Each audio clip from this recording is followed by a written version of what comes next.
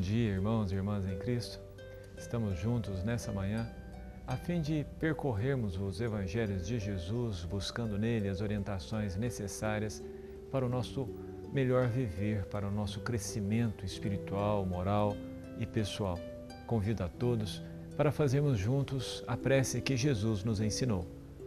Pai nosso que estais nos céus, santificado seja o vosso nome. Venha a nós o vosso reino. Seja feita a vossa vontade, tanto na terra quanto nos céus. O pão da mente e do corpo dai-nos hoje, Senhor. Perdoai as nossas dívidas, assim como nós perdoamos aos nossos devedores. Não nos deixeis cair em erros e tentações e livra-nos da prática de todo mal. Que assim seja. Nós escolhemos para a nossa manhã meditarmos sobre a figura do Mestre. Jesus, dentro das diversas possibilidades de ser seguido, ele escolhe para si o título de Mestre.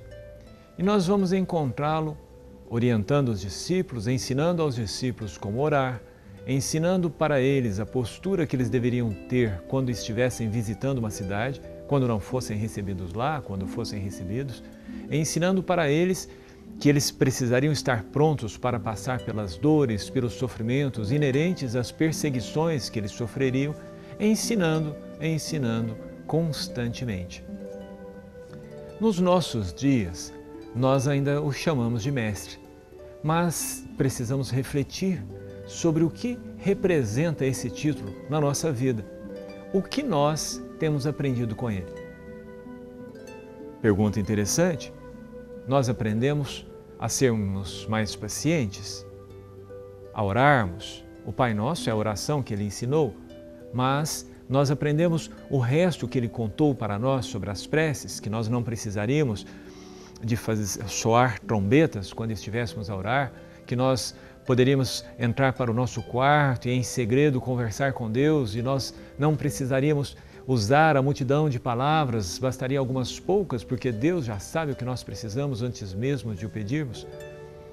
O que nós aprendemos com Jesus e colocamos na nossa vida? E essa pergunta é fundamental, porque senão nós somos grandes mentirosos ao chamá-lo de mestre e não segui-lo em nada e não aprender nada com ele. Pensemos numa escola. Um bom professor ensina ao seu aluno a ler, a escrever, e quando esse aluno aprende realmente a ler e a escrever, ele escreve e lê longe do professor, sem o amparo, sem o auxílio, sem que o professor tenha que ficar puxando-lhe a orelha ou explicando, arredonde o A, arredonde o O, corte o T, nada disso. Estas coisas foram ensinadas lá no comecinho e a pessoa fica independente uma vez que domina aquele conhecimento, uma vez que realizou o aprendizado. Então pensemos agora nas coisas que nós já ouvimos falar vindas de Jesus, naquilo que a gente já leu nos Evangelhos, nas histórias que nós já ouvimos sobre, por exemplo, o perdão, sobre perdoar 70 vezes 7. Nós aprendemos a perdoar? Nós aprendemos a aplicar essa multidão de perdão nas situações que nos cercam, porque diariamente, a cada instante, precisamos aceitar as pessoas como elas são, aceitar suas arrogâncias, suas impertinências, suas fraquezas, suas imperfeições, assim como nós precisamos que elas também nos aceitem. Mas o fato é que frequentemente, pelo menos no meu caso, eu me vejo longe ainda de ter dominado os ensinos do Mestre. Quaisquer que sejam eles. Pensemos em todos eles, em qualquer um que nós pegarmos, que tivermos estudado lá, a partir do Evangelho, a partir da sua história, qualquer um. Reflitamos qual nós já dominamos. Nós já somos capazes de abandonar tudo e segui-lo para obter a vida eterna? Nós já somos capazes, como eu perguntei antes, de exercer o perdão? Nós aceitamos o seu ensino sobre a humildade? Sobre a brandura? Sobre a mansidão? Sobre fazer aos outros aquilo que nós queremos que os outros nos façam? Nós aprendemos o quê para podermos chamar de Jesus de Mestre, para podermos nos categorizar como seus discípulos?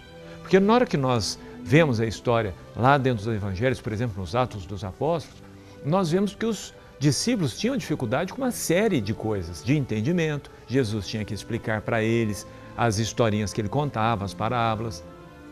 Nós vemos que os discípulos saem para expulsar os demônios, curar os doentes, curar os enfermos e voltam discutindo quem era o maior dentro deles. E Jesus tem que explicar para eles que dentro do apostolado dos discípulos dele não era assim que as coisas funcionavam. Nós vemos Pedro dizendo que o amava intensamente, Jesus explicando que ele não era tão forte, que o amor dele não era tão sólido, não era tão capaz. E nós vamos ver todos esses discípulos ao longo das suas experiências desenvolvendo, cultivando, praticando aquelas coisas que eles aprenderam com Jesus.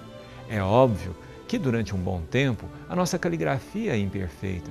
É óbvio que nós demoramos a superar os nossos professores nas matérias que nós aprendemos com eles. E no caso do mestre, então, a coisa fica muito mais distante, porque nós não fazemos o exercício necessário.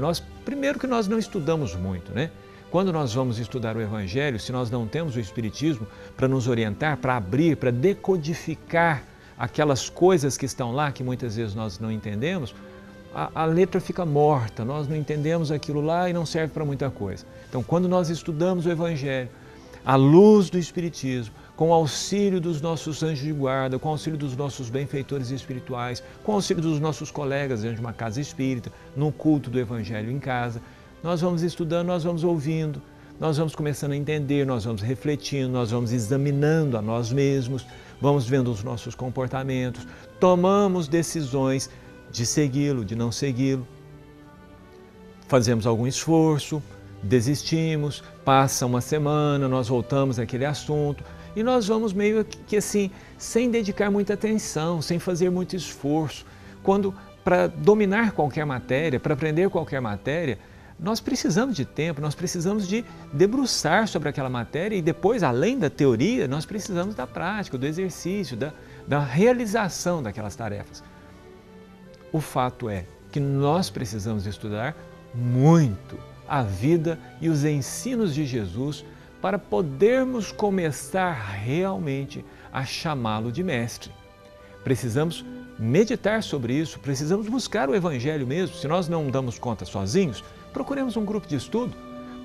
Existem muitos grupos de estudo na nossa cidade.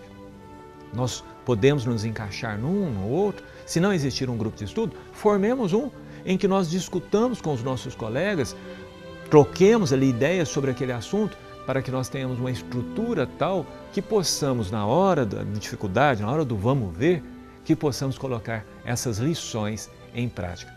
Nosso programa chega mais uma vez ao final.